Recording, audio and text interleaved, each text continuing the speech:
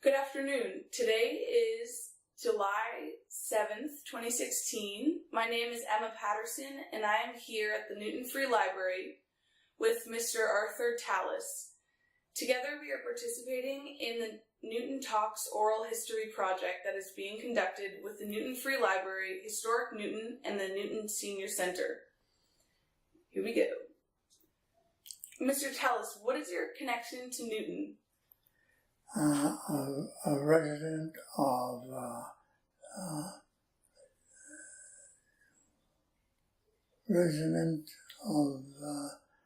Newton Highlands? Newton Highlands, Mass. Did you live in Newton before and after your service? No, I lived in Newton after my service with the Navy. Where did you live before? In the South End, Boston. What were you doing before you entered the service?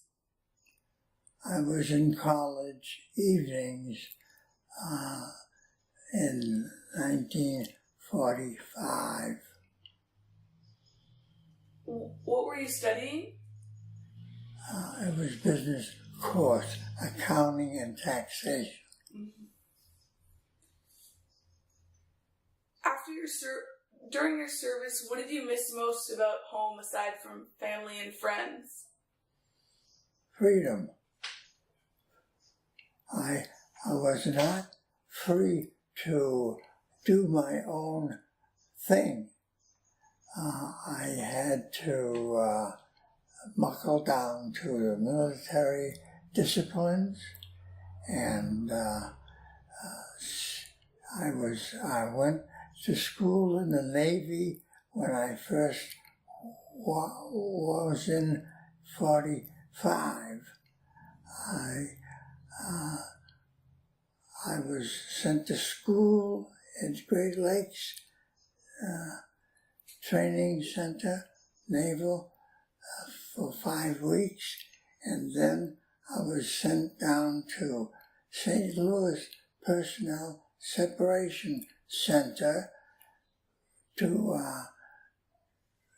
discharge the Navy veterans coming back from the war. How did you join, and why did you choose that specific branch? Well, my older brother was in the Navy and Harvard College training, ROTC, and I followed in the Navy's footsteps. Was it by choice or draft? Choice. How did you adapt to military life, including the physical regime, food, and social life?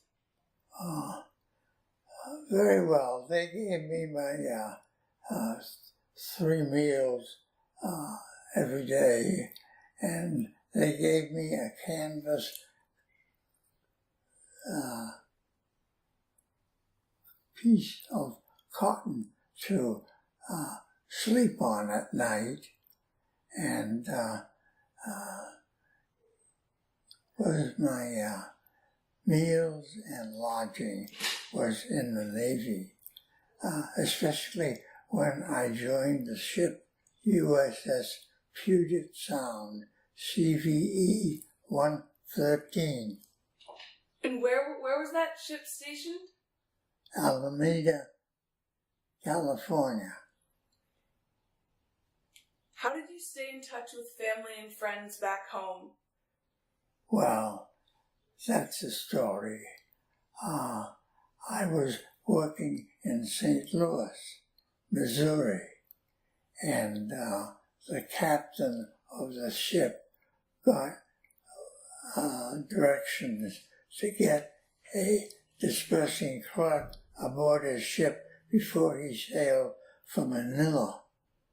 And before I knew it, on the 19th of March, I boarded the ship, and the 20th of March, we set sail for the Philippine Islands. 46. Do you remember arriving in the Philippines and what it was like? Yeah, the harbor was filled of sunken ships. The masts were protruding through the water, and it was eerie, and we were to deliver P-80 shooting star jet planes to Clark Field in Manila. Tell me about a few of your most memorable experiences. Well, these planes were tied down with wire rope on the decks, and they were jets, the first jets that the United States was shipping across the ocean to a Clark Field.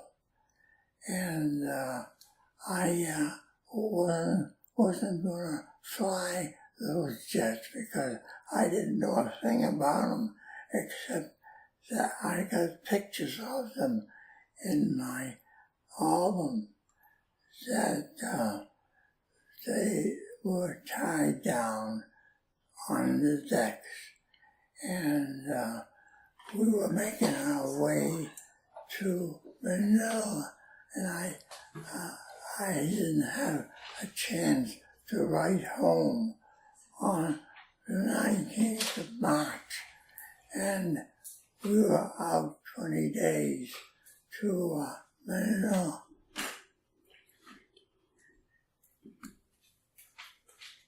On a lighter note, are there any particularly humorous or exciting memories from when you were on leave?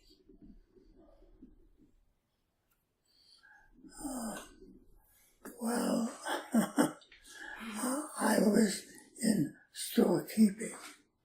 Now, storekeeping included a laundry, and a laundry was the place where I cleaned my uniforms and underwear and pressed them on a compressor. And I thought that was really living religiously. So I was in the dispersing office 9 by 9, punching the computer and figuring the pay of the crew twice a month. Do you recall the day your service ended? August 1646. What was it like on that day for you? Well, I was glad to be home. I didn't know how long the war would last. Now, they bombed Nagasaki and Japan with the atomic bomb in my time. At 3 o'clock in the morning, all the lights went on, and we had fought, and the Japanese gave up in July, I think, and then in August, the Germans gave up, and I was glad of that because my service would be terminated and I would get a discharge. Could you tell us more about the day Nagasaki was bombed?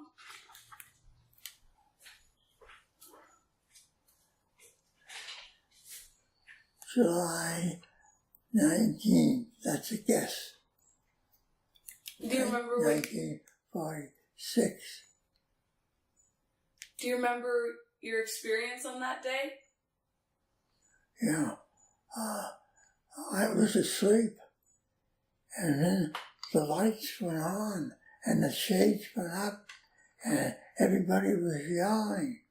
I said, "What's going on? Japan has given up."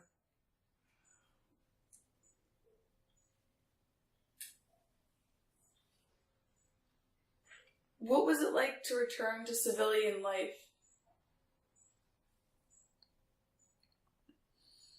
Well, freedom away from the military regime.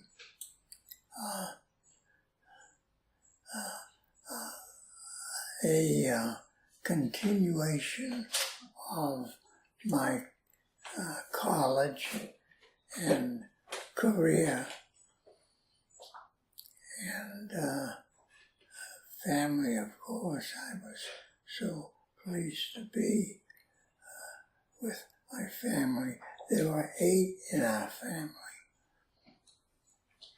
Were those siblings? 5 boys and 1 girl, and my dad and mom.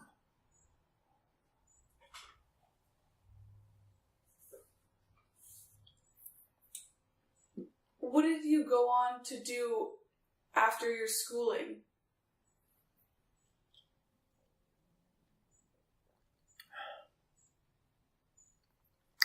Well, I was a bookkeeper for wholesale grocers, and there was bribery in the service of Internal Revenue, and Truman at that time made the service civil service, and they set the exams for deputy collector or Internal Revenue agent. So I took the exam and I passed, and I was selected to work. I worked out in Springfield as an Internal Revenue agent. How did your service and experiences affect your life and your outlook on war and the military in general? Well, I prayed to God for those who gave their lives during World War II. There was nothing I could do for them any longer. The wounded coming back.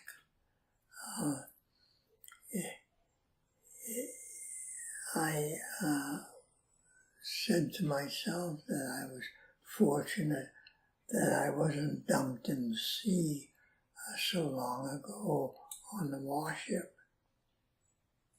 But this was during war, it was during the time of peace, not peace, but cessation of hostilities, they say. So,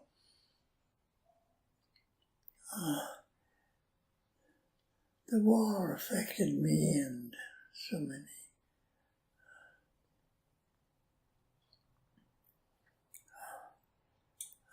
We resumed our normal life, and I had an 8-year college course that I was following when I got back. I graduated in '52 with a Bachelor of Business Administration.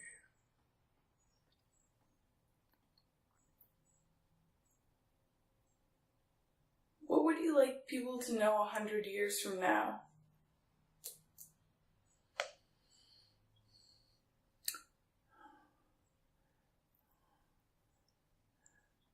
That my service was honorable, that my family was blessed with some kind of prosperity after the Depression. The Depression hit us hard because my father didn't have a job. He didn't work for years until the Works Progress Administration, pick and shovel. And that's what he said. He worked pick and shovel, $15 a week. That was the most that he could work. They didn't allow people to work more than 3 days so that they would have more people employed. You know. What were you doing during that time?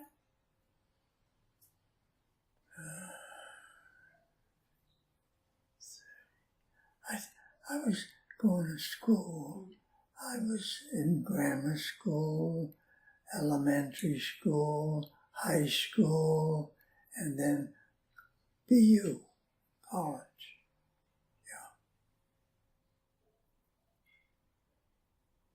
Did you stay in touch with family and friends when you were in the war? With friends from back home? Yeah. I've written some letters to family mostly, frequently, and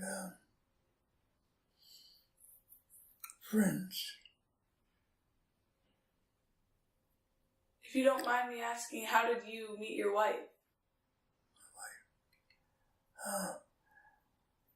She had a girlfriend, and I had her as a friend of mine, dating her. And it so happened that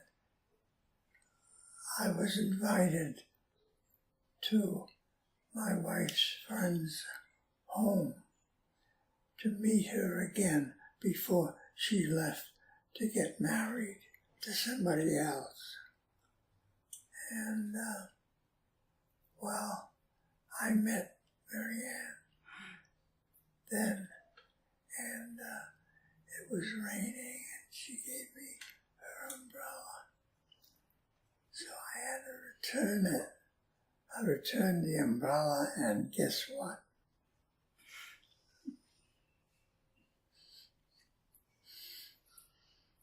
So that's the way I met her.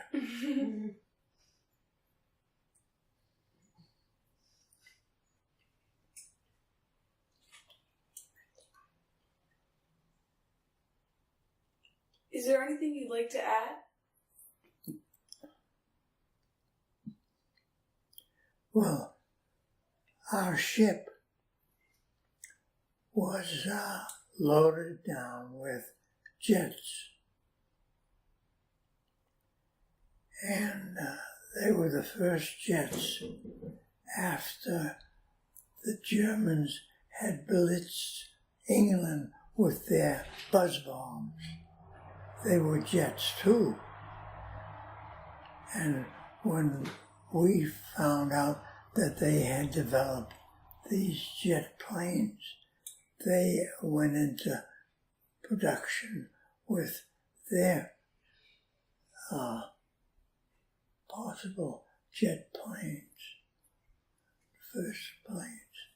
That was a remarkable thing, because if the Germans had developed their jets to the point where they would knock out our bombers and planes, we would have been in an awful fix.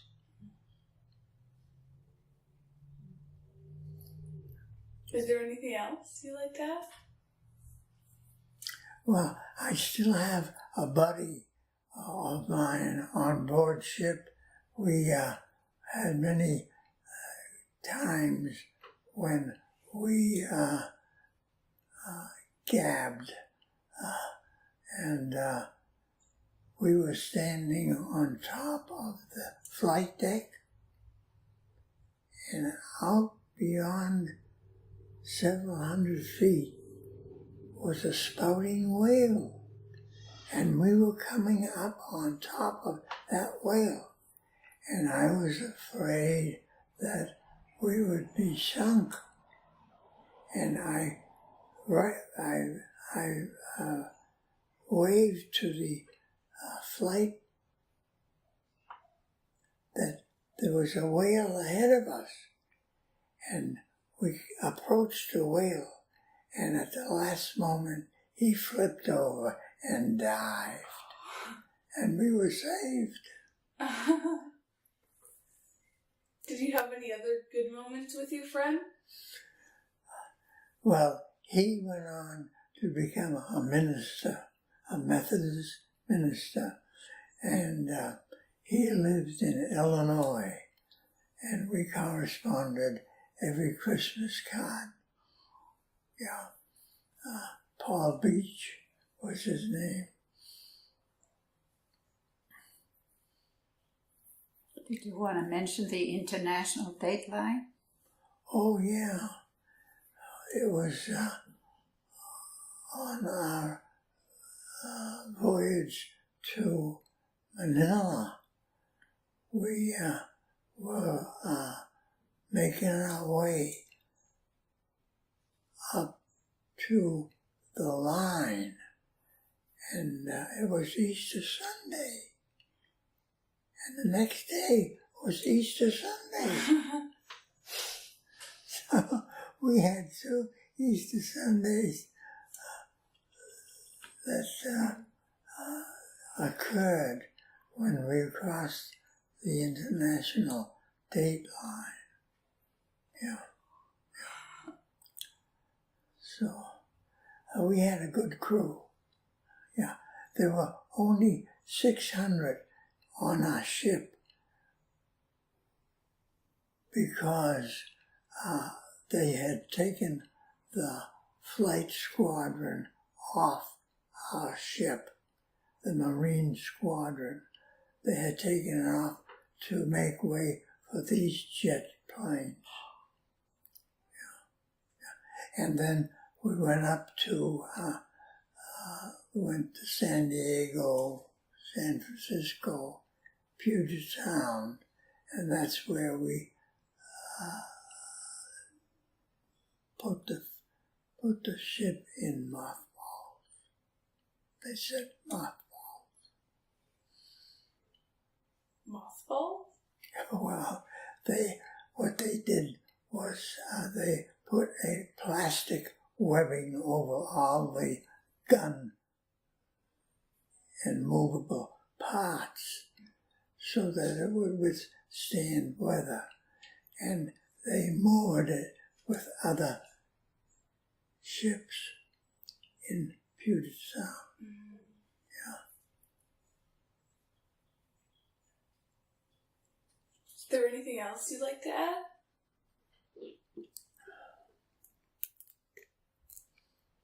Well,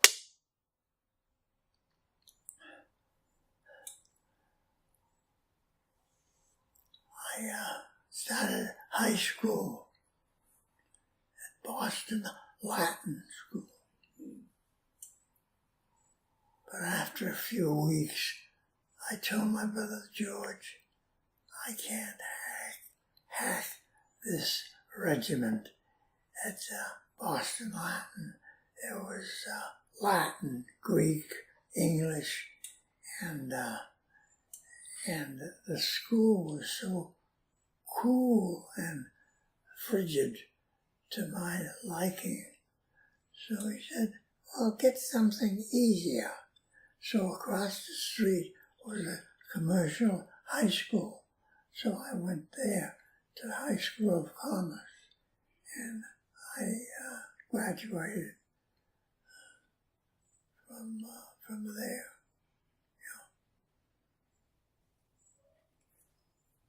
Thank you so much. Thank you so much for taking the time to do this with us. We are really happy to include you in the Newton Talks Oral History Project. Okay. I got pictures. Oh.